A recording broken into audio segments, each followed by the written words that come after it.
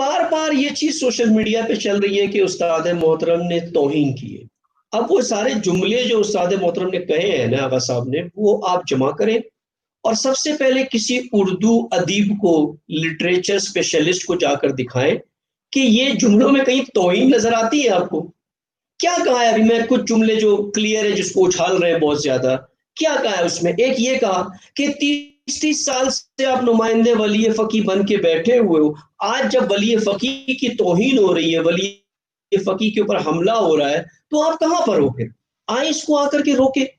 دوسرا کیا کہا کہ یہ تنظیمیں جو اپنے آپ کو رہبر کی آنکھوں کا تارا، آنکھوں کا نور، آنکھوں کی چمک، یہ سب کچھ کہتی ہے، رہبر ہم پہ سلام بھیجتے ہیں، تو پھر اس کا فائدہ تو آپ کو پہنچا ہے نا، رہبر کے نام سے آپ کو فائدہ پہنچا ہے، رہبر کو تو کوئی فائدہ نہیں پہنچا ہے. اب جب رہبر کے اوپر مشکل آئی ہے، ولی فقیہ پہ جب حملہ ہے، تو آپ کہاں ہو؟ پھر آنکھوں کے نور کہاں یہ سامنے آئے.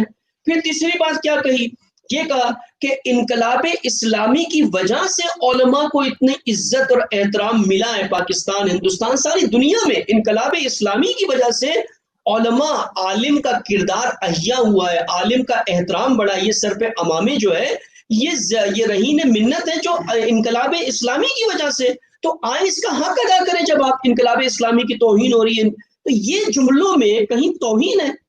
یہ تو یہ کہا ہے نا کہ آپ کا وظیفہ یاد دلا ہے. میں تو کہتا ہوں بجائے اس کے کہ یہ توہین کرتے ہیں، یہ تشکر کرتے ہیں استاد کا، یہ خط لکھتے ہیں شکریہ کا کہ ہم آپ کے مشکور ہیں کہ آپ نے ہمیں احساس ذمہ داری کرایا کہ ہمارا کیا وظیفہ بنتا ہے، کیا فریضہ بنتا ہے. ورنہ اللہ کی بارگاہ میں ہم جا کر کے کیا جواب دیں گے؟ قرآن کہتا ہے اوفوا بعہدہ ان العہد کان مسئولا، تم سے ہر عہد کا سوال کیا جائے گا. تو آیا یہ سارے علماء متحد نہیں ہیں؟ خاص کر کے جو انقلابی ہیں وہ متحد نہیں ہے انقلاب کے حوالے سے، ان کا کوئی عہد نہیں ہے کہ انقلاب کی دفاع کریں، رہبر کی دفاع کریں. تو جب استاد محترم نے ان کی یاد دہانی کی تو آپ کو تو تشکر کرنا چاہیے کہ بھئی یہ ہمیں یاد دلا رہے ہیں کہ ہم اپنے عہد کو ادا کریں. میں مثال تو سمپل سی، ابھی یہ پینڈیمک چل رہا ہے، اس پینڈیمک میں کوئی ڈاکٹر ہو جو گھر کے اندر بیٹھا ہو، باہر مریض ہو، ہسپتال میں ڈاکٹر نرس کی کمی ہے، اور یہ ڈاکٹر گھر میں بیٹھا ہو.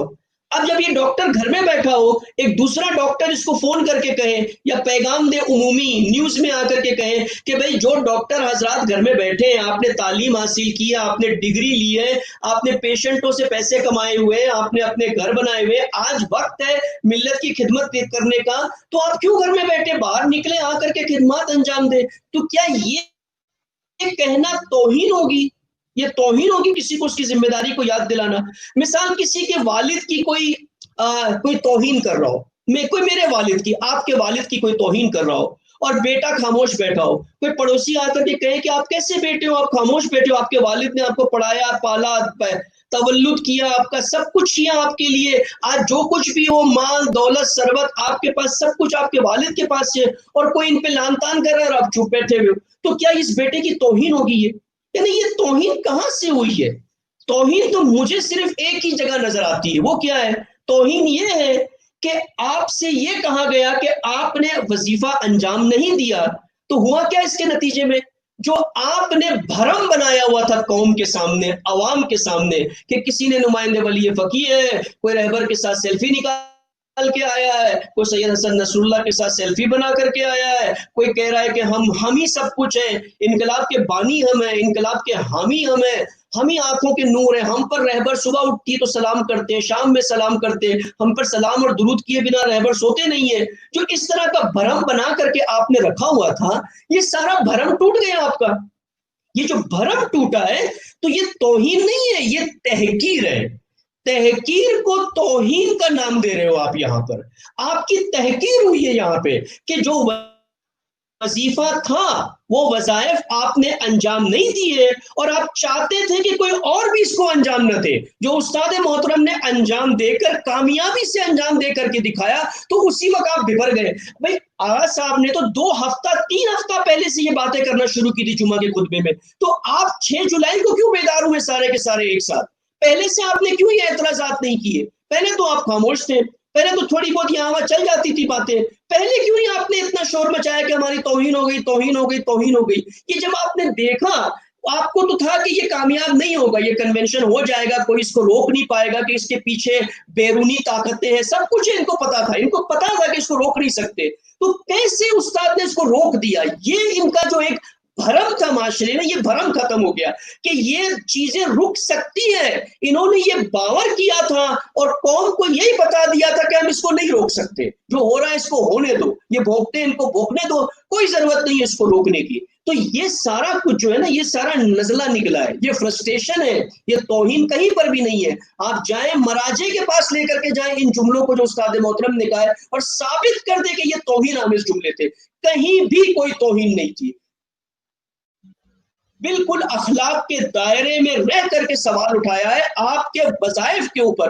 اور وہ بھی کیوں سوال اٹھایا آپ کے وظیفے پر؟ کیونکہ آپ ہمیشہ بارہا یہ تکرار کرتے رہے ہو کہ ہم نمائندے ولی فقیہ ہیں، ہم ولی فقیہ ہیں، ہم سب کچھ ہیں، ہم ہی انقلابی ہیں. تو پھر آئے میدان میں، آئے مل کر کے اس کا مقابلہ کرتے ہیں. یہ تو نہیں کہا کہ آپ کرو یا میں کروں گا، ہم نے تو سب کو دعوت دی تھی کہ مل کر کے اس کا مقابلہ کریں. اب جو کر رہے ہو یہ توہین ہے کہ آپ کس طرح کی گھٹیا قسم کی باتیں کرتے ہو، تہمتیں لگاتے ہو کہ جی استاد تو یہاں آئے تھے، کراچی آئے تھے، بھاگ گئے تھے یہاں سے، پھر دوبارہ آ گئے، اس طرح کی تحریریں لکھ کر کے اس میں توہین آمیز جملے یہ کھول کر کے دیکھیں، اور جو استاد نے کہا وہ سامنے رکھے، آپ کو پتا چل جائے گا کس نے توہین کی ہے، توہین آمیز جملے کہاں پر ہے، کس نے بیان کی یہ توہین ہے، کس نے یہ توہین کی ہے ساری. یہ تو قوم میں بیٹھ کر کے طلاب جو دین درس اخلاق سیکھتے ہیں وہ توہین آمیز جملے بیان کرتے ہیں.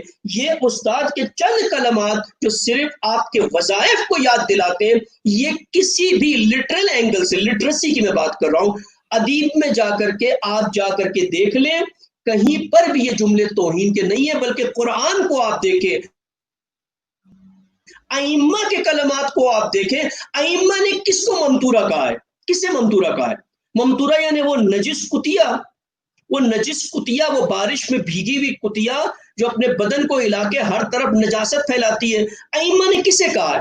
انہیں کہا ہے جو امام موسیٰ کاظم تک کی امامت کو مانتے ہیں لیکن آگے امام کی مدد کرنے کے لیے نہیں آتے، امام رضا کی کمک کرنے نہیں آتے، امام ہادی علیہ السلام کی نصرت کے لیے نہیں آتے، امام تقی علیہ السلام کی نصرت کے لیے نہیں آتے. ان کو ممتورہ کہا ہے. تو یہ تو بہت سخت لفظ ہے جو ائمہ نے استعمال کی ہے، اور کہا دعا کرو، قنوت میں ان کے لیے بد دعا کرو. جو ولایت کو چھوڑ دیتے ہیں، بیچ میں آگے نہیں آتے، تو آپ اس وقت ہوتے تو کیا کہتے وہاں پر؟ یہی کہتے کہ ائمہ نے توہین کی ہے ان بزرگ شخصیتوں. یہ کون تھے؟ یہ کون تھا؟ ابی حمزہ بطینی کون تھا؟ یہ نمائندہ تھا امام موسیٰ کاظم کا، نمائندہ تھا. یہ سارے نمائندے تھے. ابن عیسیٰ کون تھا؟ یہ نمائندہ تھا جس جو پیسے لے کر کے بیٹھے تھے، لیکن امام رضا نے جب ان کو استغاثہ بلند کیا کہ آ جاؤ تو یہ نہیں آئے میدان میں. تو پھر انہی کے لیے تو پھر کہا کہ لعنت ہو ان کے اوپر، لعنت کی ہے ان پر ائمہ نے.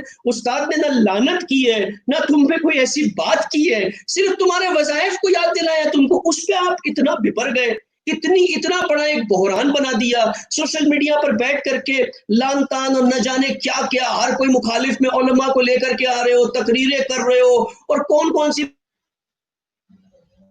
باتیں کر رہے ہیں جی فلاں میدان میں آ جاؤ. آپ نے پھر وہ فطرہ اور چاند اور سارے نہ جانے کون سے مسائل نکال کر کے. تو اگر اس کو آپ بالکل آسان لاجیکلی دیکھیں، جو کہا ہے بات وہ کیا تھی، کس ضمن میں تھی، کس مد میں تھی، کس سیاق میں تھی، کس کانٹیکس میں تھی، اور کس نیت سے تھی.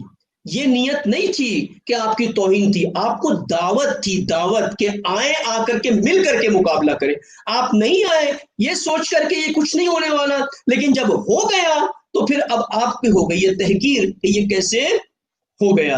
39 دن تک کے خیبر فتح نہیں ہو رہا تھا، آپ نے سوچا فتح نہیں ہو سکتا ہے. جب 40ویں دن کرار غیر فرار میدان میں آ گیا اور خیبر فتح ہو گیا تو باقی سب نے آخر عمر علی سے دشمنی کر لی کہ علی قبول نہیں ہے، علی کی وجہ سے ہماری تحقیر ہو گئی رسول اللہ کے سامنے. تو آج رہبر کے پاس ساری رپورٹیں جاتی ہوگی انشاءاللہ کہ رہبر کو پتا ہے کس نے